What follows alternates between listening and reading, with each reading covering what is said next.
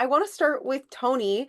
I've been describing your character as unsettlingly comforting, which I feel like is an oxymoron, but it's exactly how I would describe her. How did you first read this character? And then how did that really channel through you when you brought her to the screen? Wow.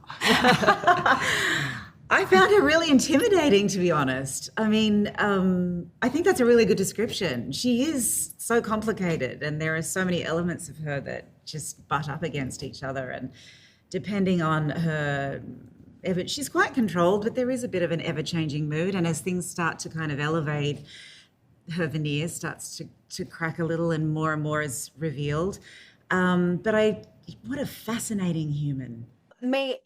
I feel so many inspirations watching this show. Tonally, script-wise, I saw so much come through for you. And I'm wondering, when you first started to put pen to paper, what really was the premise that kept circling in your mind? Were there any major shows, projects, inspirations that really you're like, that feel, I've got to have it? That's a great question.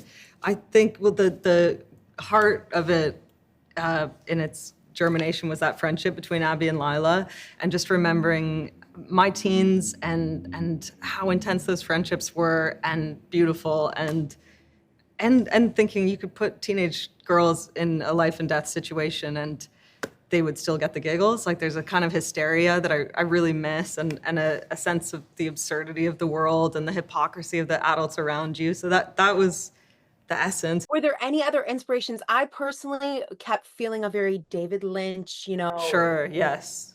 that kind of inspiration going through. Who wouldn't, right? Yeah, I feel like all I ever want, I mean, is for things to stay with people. When I watch things, I want images and characters to really stay with me. And I mean, there are moments from Twin Peaks that will be with me my whole life, that are really dreamlike and kind of tap into some universal subconscious. So of course that's the dream, but also Rosemary's Baby and Get Out and Stand By Me is my favorite movie of all time. And the performances of those kids, the pacing, these long two shots where they're walking and their timing's incredible, and then seeing them break down. And there's a scene where Gordy LaChance says, "My dad hates me," breaks down, and it's it's like, if you're gonna write about young people, you want to really feel it like that. So that was an inspiration. Yeah. Toni and Sarah, how much did you guys know coming into this when you first got the scripts? How much did you guys have coming in? And then how did your perception of your character change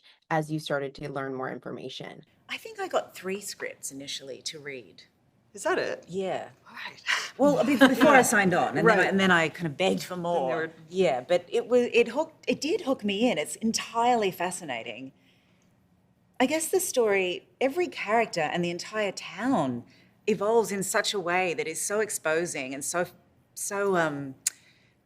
disturbing that it helps. It really, as it opens up, helps you kind of identify more and more with the truth of each character. I mean, I think when May sent the scripts to me, May also kind of sent a note along with it, being like, okay, so I know she seems like this, but she's not like going this. Way over there. Especially and you were like, I like that you play characters like that, and I think that was. It's like, oh damn, you got my number. I do like that, and so I was really just kind of like, she really, I just love women who on the surface seem to present to the world one way and then are just really not that. Ditto. Yeah, and like particularly Laura in those first few episodes is kind of you're kind of seeing her through Alex's fantasy of, perfection. Yes, and this kind of just almost this damsel in distress moment, but then I wanted to let Sarah know that's not where that character goes, and that there's a real power struggle and And May is super charismatic, so when they send you a note like that, you're kind of like, oh, I have to do this.